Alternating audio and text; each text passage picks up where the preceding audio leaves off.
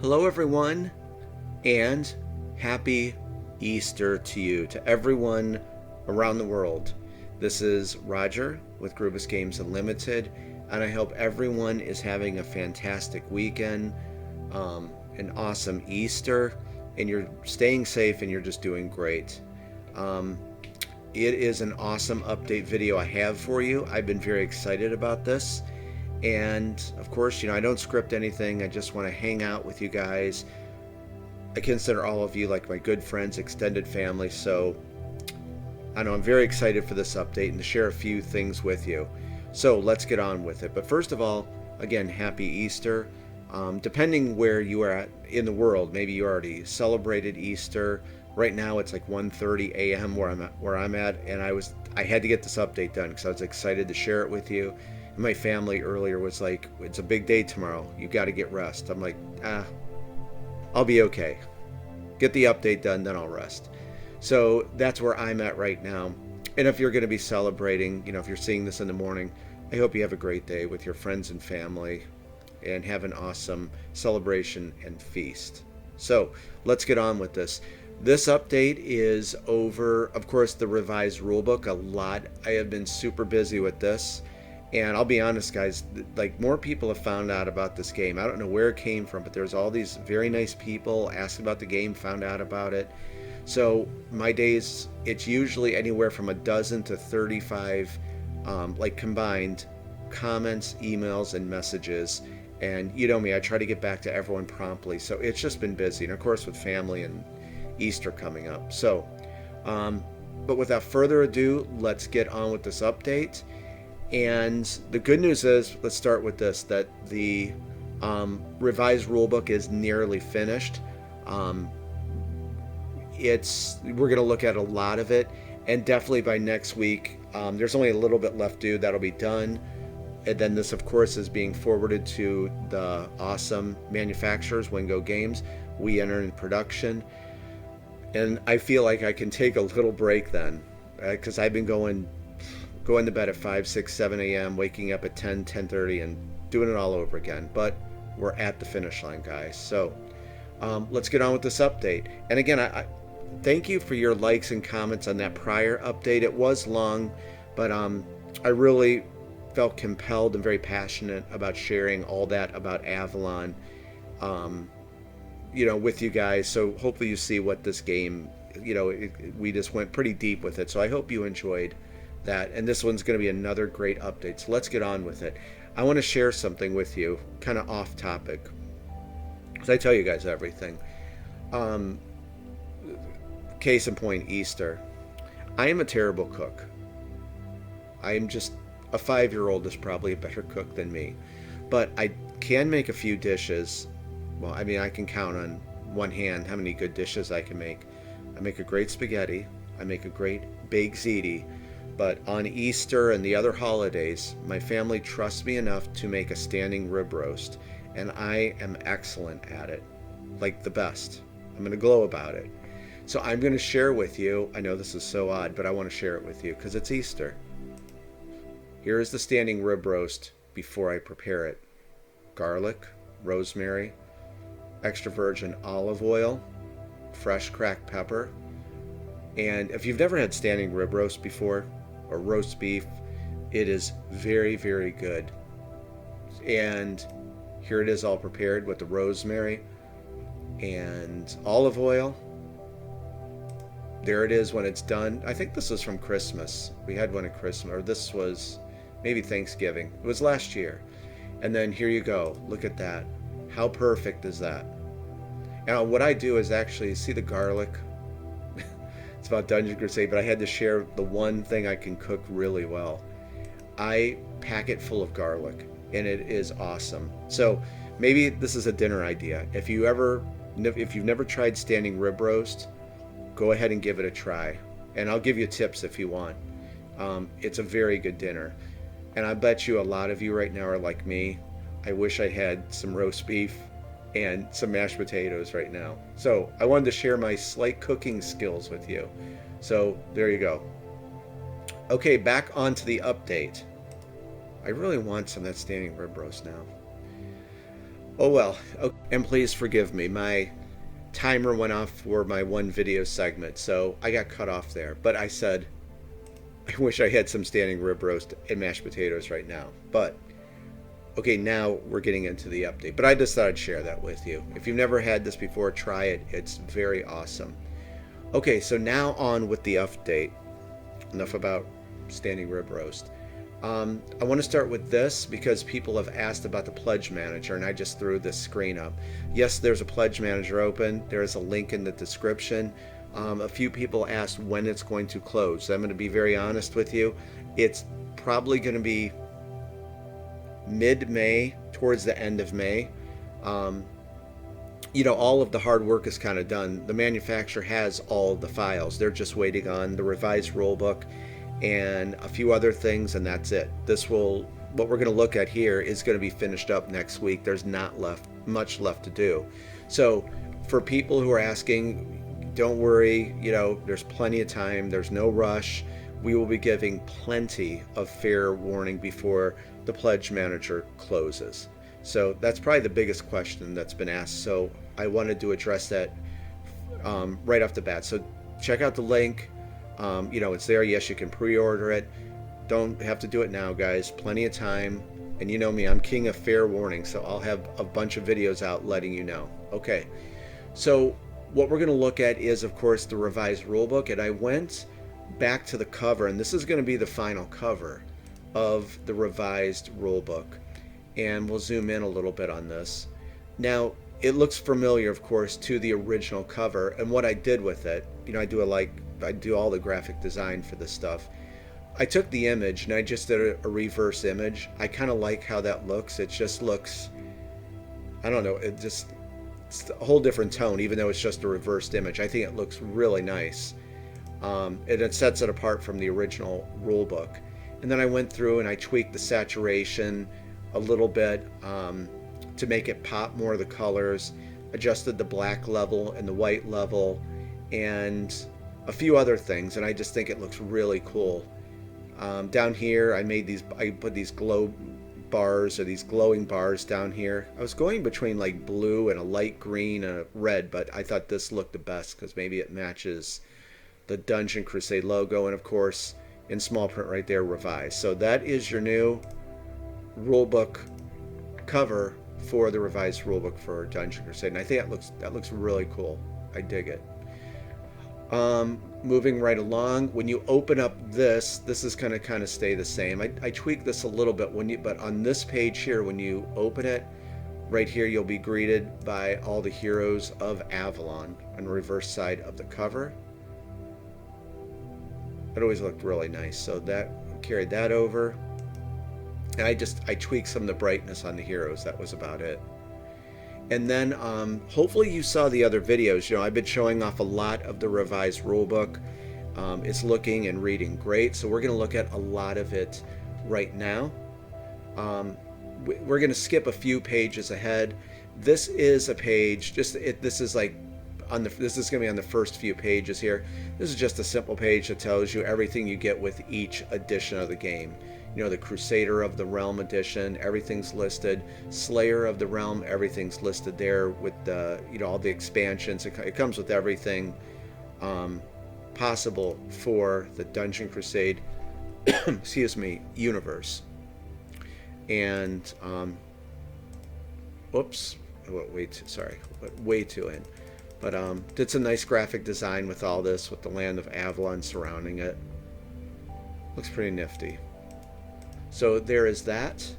And then I showed this before because I just wanted to point out this is one of the early pages right here. Just a nice introduction to like the story I wrote for the game, into the overview of kind of what the game is about. And then this is the important section and I just wanted to bring it up again, the new features and revisions. So whether you're a veteran Crusader or new, you're going to be greeted with all of the nice revisions that we made in the revised rulebook. Of course, more slimmer, right to the point, nothing very verbose about it at all. I'm very happy how this came out. I'm very excited for you guys to check it out. And before I forget,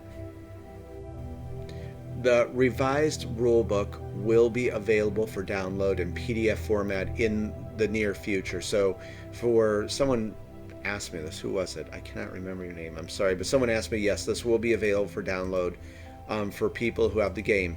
But remember, you're going to get this and many other things in the Crusader upgrade kit. So if you want like a professionally printed, nice, glossy rulebook, Crusader upgrade kit's only $20, and you get a bunch of other stuff with it, a big full color map of Avalon and just a new tavern task card. So, but this will be available for download for you, of course.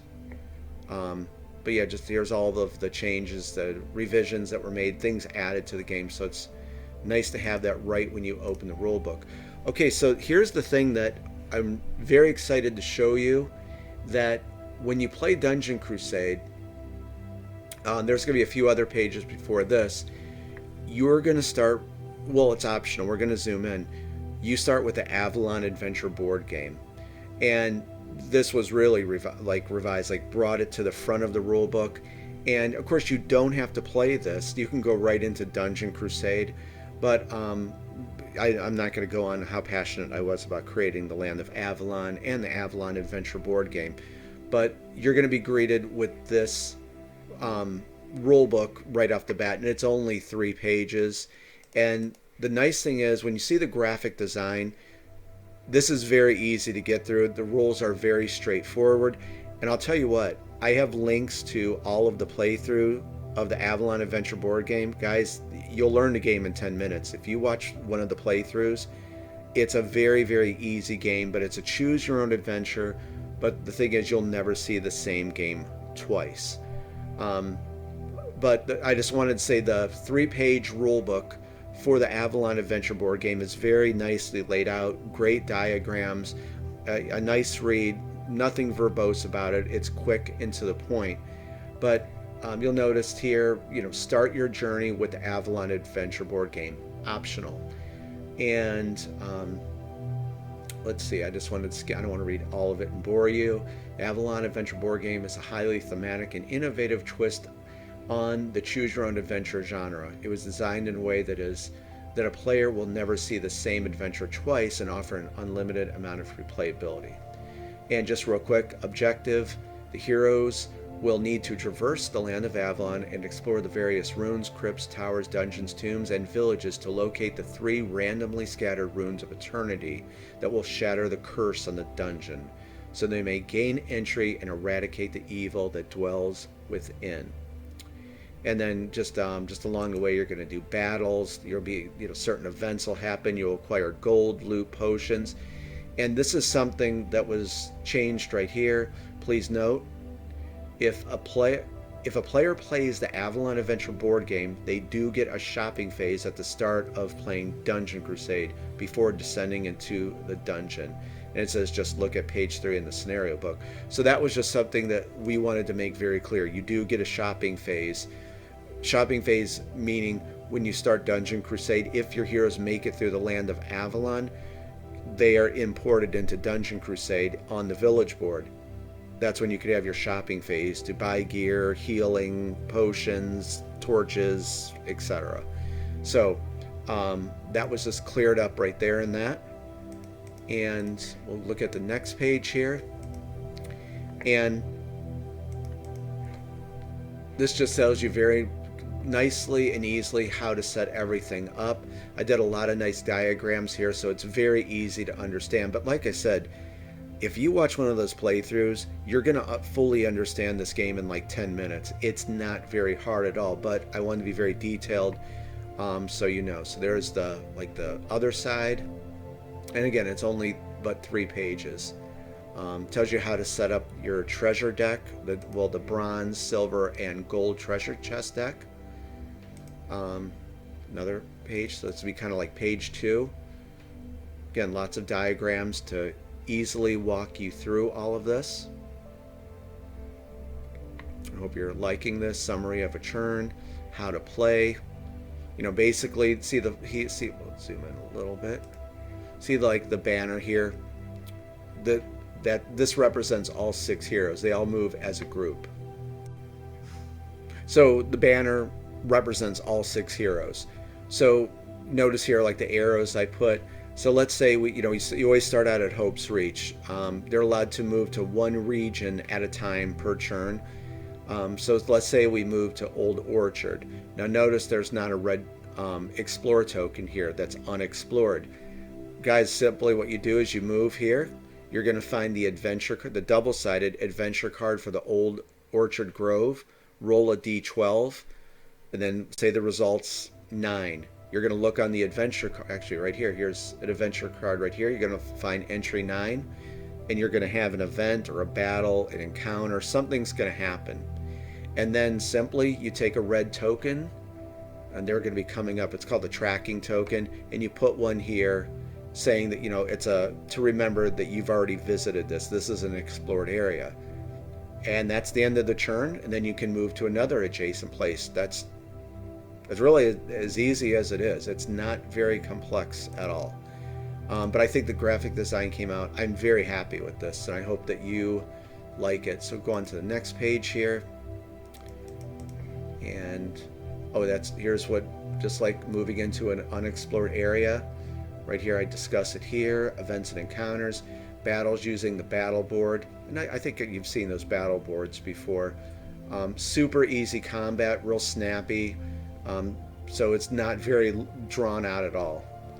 So there it talks about that. More about combat, fundamentals of the combat system, health and toughness. And there's only but a few more pages here. Then we're going to this page. Events and encounters that test an attribute. You're going to roll a d20. When a hero has to do that, you can gain actually quest tokens in the Avalon Adventure board game, and there's going to be a certain NPC in Avalon, and you may meet them in the quest for Dungeon Crusade, who will pay your heroes very well if they find a certain quest item. This game is surprisingly deep. It's easy, but there's 259 different unique events I wrote just for this game. I love this game. After an event or encounter in an unexplored area, there's those red tracking tokens. So like, let's say that we moved here and we pulled the Castle Blackwood adventure card. I did what we said. We're going to roll the d12. When we leave, we're going to put one of these tracking tokens, and then we can move again. It's honestly that simple. Very easy. Like moving into an explored area, that's the strategy of this game. And I'm sure there's a lot of players who play this who will tell you this. The trick of this game is you want to try to plot your course when you're looking for those runes of eternity. You want to plot your course where you don't want to go back to explored areas, because all the rewards are gone and there's a good chance that something bad will happen. So it's kind of like, you got to use some planning and strategy how you plot your journey through Avalon. And the runes are randomly scattered every game, so you don't know where they're going to show up. There's some pro Crusader tips for you when heroes acquire gold. And here was the big change to the game: rejuvenation potions. These restore 3 health and 3 essence to your hero. You can use these any time, but now the revision to this was, and it's listed in here, that you can use these in Dungeon Crusade. So say your heroes have 3 of these. You can, when you import them into Dungeon Crusade, these now carry over and you can use them. That's what that is. Fate track, this is very simple. Notice there's the 1, 2, 3 in the skull. When a hero perishes, there's thought to be this angel, and you'll when you read the Hope's Reach adventure card, when you start out, it describes this. But basically, this angel will resurrect one of your heroes, and it's the same resurrection process as in the game. But when they do that, you have to put a token on the fate track. So if another hero dies, you're going to do the same thing. If it ever reaches the skull, that's it. Your hero's journey is over in Avalon. So that's how that works. And I think we're on. Well, yeah, that's it, guys. That's the whole Avalon Adventure rulebook. Scarlet Nightshade. This is a. Sorry, I had to start another video segment, but Scarlet Nightshade is this poisonous plant that I created for Avalon, and it kind of grows all over Avalon, and you're going to find it in the quests for Dungeon Crusade also. But as it's read here, the origins I wrote for it: Scarlet Nightshade, a poisonous and thorny plant, grows in some regions of Avalon. These commonly grow as thickets in somewhat dark areas. Scarlet Nightshade can be quite hazardous to humans, animals, and would-be adventurers who come in contact with it. I got very deep with Scarlet Nightshade. The leaves of these plants are a dark shade of red with small black veins running through them. The thorns can be anywhere from 2 to 4 inches in length and have a bone-like color to them. If punctured by one of these thorns, one can expect a loss of health, essence, and possibly other ailments. So that is Scarlet Nightshade. And I got pretty creative with what your heroes could run into in Avalon with this stuff. So be careful. Closing out this right here, blue runes. Here are the 3 runes right here. Notice there's a red, yellow, and green one. But for each one of the real runes, there's 2 blue ones mixed in, where the other side will match what this side is. What's nice about blue runes is that you can re-roll any die roll in the Avalon Adventure board game. So, like we said, we moved into an unexplored area, but we rolled the D12 and it was a 1, which is something bad. We could cash in a blue rune that will allow us to re-roll that die. And another revision is right here, blue runes are permitted to be carried over and used while playing Dungeon Crusade. So you can carry blue runes over now into Dungeon Crusade. Nice graphic design there. Recovering the Runes of Eternity. And this just simply says, when you find this, you have to go back to Father Jova, another character in the story of Dungeon Crusade, and he's waiting for you at Hope's Reach. You give him the runes, he shatters the curse in the dungeon, it allows you entry, and you play Dungeon Crusade. And right here, just ending the game, it says what to do. So guys, it's only 3 pages. I hope you like that. I'm very happy that this is all wrapped up now. So there you go. That's the Avalon Adventure board game. Remember, that is optional. You don't have to play that, but hopefully you will play it. And that I put a lot of time and passion and a lot of creativity in this for people, just to draw them into all this. Okay, so we talked about that. And then next, of course, it's going to go into the rule book of Dungeon Crusade, which you're pretty much familiar with that. If you saw the reference guide, it builds on that, very quick, to the point. So you can get playing, Dungeon Crusade quickly. These are a few pages before it. I just did this graphic design earlier in the week. Right here it just simply says, for Dungeon Crusade, victory and defeat. For the heroes to be victorious, they must complete each of the 3 quests found on each of the 3 quest tables. Let's put a nice graphic there so you can see. Defeat. The heroes will lose a scenario if the terror level on the village board ever reaches the defeated status. We will discuss that later in the rulebook on what certain game events raise the terror level. You may already know, if a hero perishes, you're going to raise up the terror level. If a minion, a raiding minion, escapes the dungeon and raids the village, you're going to raise it up. If there's an incantation, if an incantation is ever fulfilled, a hex is placed over the village. And there's a few other things. But of course, that's discussed further along in the Dungeon Crusade rulebook.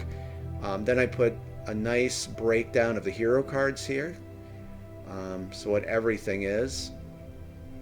Very easy to understand. And then I broke down the dungeon UI board for you here.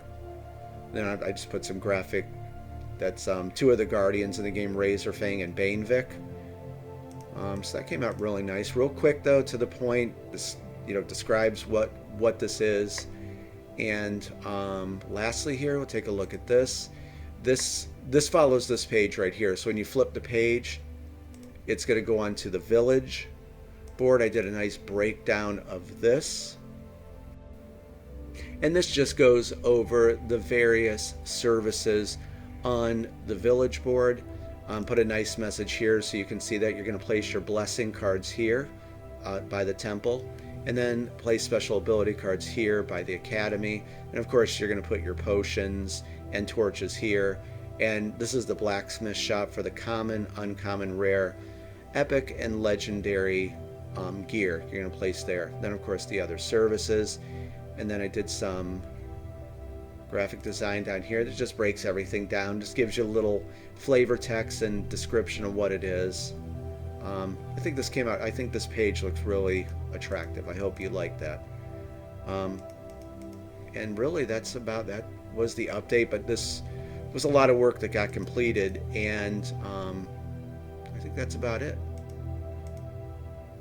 Yeah, so we're going to go back here. So revised rulebook will be finished up by next week, and really it's just we have to add in, which is almost done, the House of Chance section. You know, there's 4 House of Chance games, so that'll be at the back of the rulebook. And I'm of course working with the fantastic Ilpo. There's already a hefty index. We're going to add more entries for you, and then just really put the table of contents together, and it's done. So that's going to be probably mid next week if everything goes as planned, and then submit it all, and that's it, production. And I am very happy to be saying that. Also, before I forget, the Kickstarter, the monthly Kickstarter update, I always put out a very girthy one. When this is submitted to the manufacturer next week, I will have the next monthly update out, and I'd like to make that announcement that we are in production. Everything's, you know, finished up on our end. Now we'll be working with the manufacturer with everything. And for those of you who don't know, I know the veteran Crusaders know this, I work incredibly close with the production managers. They're awesome there, and I always give constant updates. So last time, even whatever it is, I get photos from them, I forward them to you, we'll make a video, put them in a Kickstarter update, they send me videos, pictures, so you will be constantly in the loop of everything. One of the cool things was, before, when they had all the games done, they had a wall, I mean a massive wall of Dungeon Crusade boxes, and it was something really neat to see. They sent me a video and pictures of actually the games on the truck being transported, so you're in for all of that stuff. I will keep you in the loop with all that. And with that, we'll look at this one more time. I really like how this came out. I like this glow and the reverse image, and then I tweaked the saturation and made it pop more. I think this looks really nice. I dig it. Okay guys, I'm gonna probably get some sleep for Easter, so I'm not like falling asleep and putting my face in a bunch of standing rib roast. But anyway, I love hanging out with you guys, and I hope you're doing good, and I hope you have a really awesome Easter. And stay tuned for next week as we wrap this up. I'll be back again, and we'll show off the last bit of it. Yeah, we'll do another video. We'll show like table of contents. We'll show the index and a few other things. So more is on the way for you. All right, guys, have an awesome Easter. Stay safe. Go make a standing rib roast, because I think you'll love it. If you want tips, let me know. All right, have a great Sunday, and I will be talking to you very soon. Bye-bye.